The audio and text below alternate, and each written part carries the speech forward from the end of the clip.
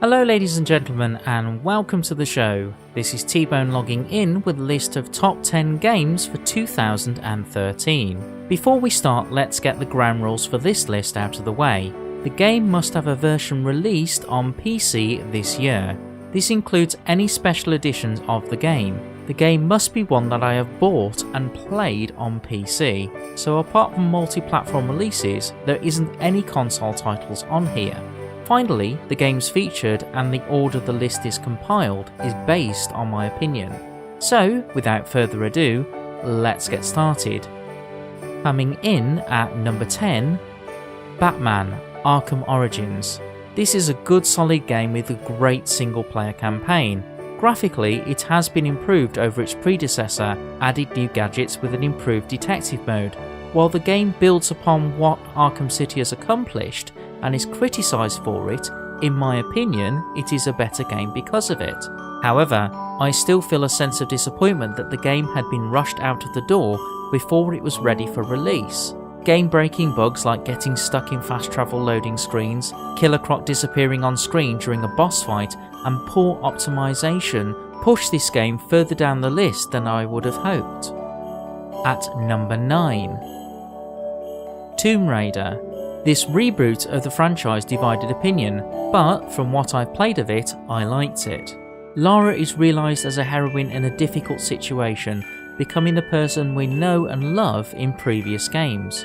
Graphically, this is excellent, with cutscenes integrating into gameplay smoothly, with great sound design and dialogue.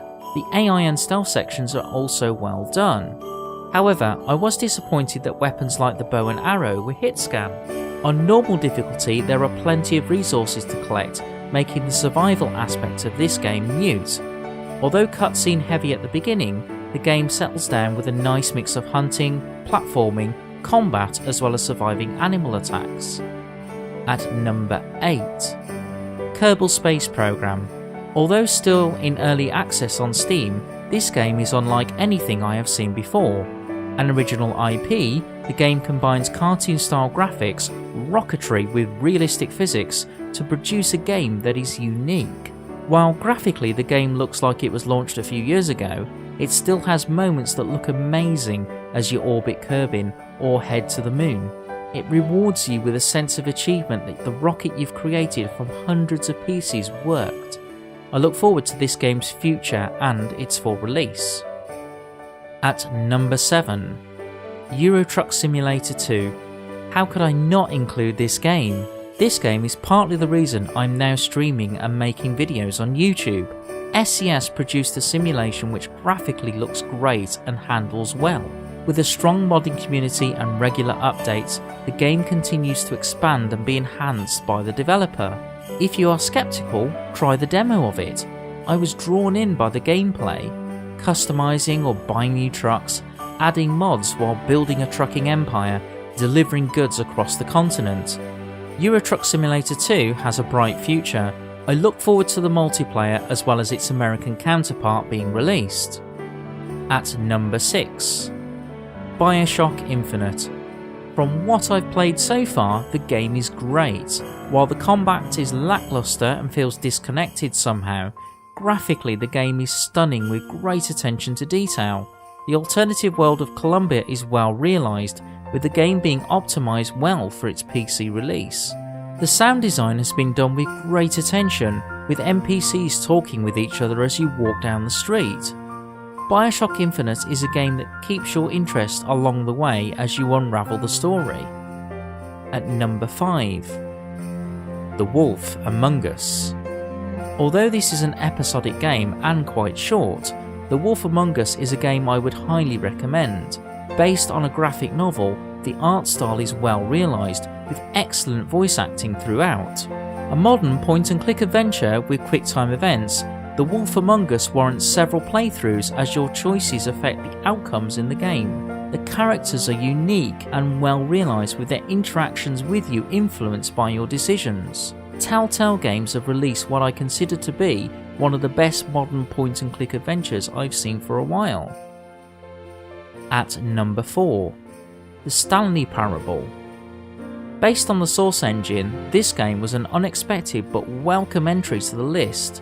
Whether this is a game or more an experience is debatable, but either way, this is a game I would recommend you play. With an excellent voiceover as you navigate the world, the Stanley Parable will keep you playing several times through just to hear the next witty line of dialogue or explore multiple choices. The game is a wonderful piece of satire poking fun of video games in general or itself. With surreal moments, the Stanley Parable is a game that will stay in your memory for a long time, compelling you to revisit. At number 3. Papers, Please. While the demo showed interesting promise, the full release of Papers, Please is a game that completely blew me away in its depth and complexity. You play a border control agent for a fictional Soviet country inspecting papers and passports as you go. There is a time pressure in the game as you try to keep your family alive and well. As the game progresses, the level of complexity increases day by day. There are elements of corruption in the game, which it is all too easy to be tempted by to solve your financial problems. While Papers, Please is a game that looks like it was released 20 years ago on a Commodore Amiga, the depth of gameplay and the narrative is what carries this game to number 3 on my list. At number 2. Hearthstone, Heroes of Warcraft. While still in closed beta and released with some skepticism from the press and the public, Hearthstone has completely changed people's expectations of the game. Blizzard's free-to-play collectible card game is a surefire hit, with people clambering for a closed beta key. While the game is easy to learn, it is difficult to master. With simplified mechanics over Magic the Gathering, Hearthstone still offers a level of complexity that takes a lot of time to learn. This is a game where if you haven't signed up for the beta yet, I'd highly recommend that you do. And finally, at number 1, Brothers: A Tale of Two Sons. Now, I know what you're thinking. How could a game that can be completed in 2 to 4 hours be Game of the Year? The simple answer to that question is play it. Graphically stunning with a lovely art style, Brothers: A Tale of Two Sons is a puzzle platformer that manages to convey narrative in a gibberish language accurately. With a unique control system, the game connects you to characters in a way that leaves you engaged and emotionally attached to the brothers' struggle to save their father's life. The game will put you through a range of emotions, from heartwarming moments, laughter, and reducing you to tears.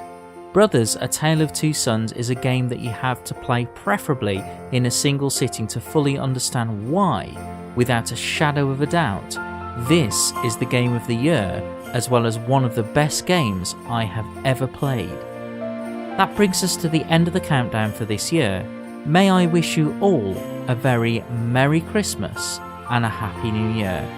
Until next time, take care and enjoy your gaming. This is T-Bone logging off.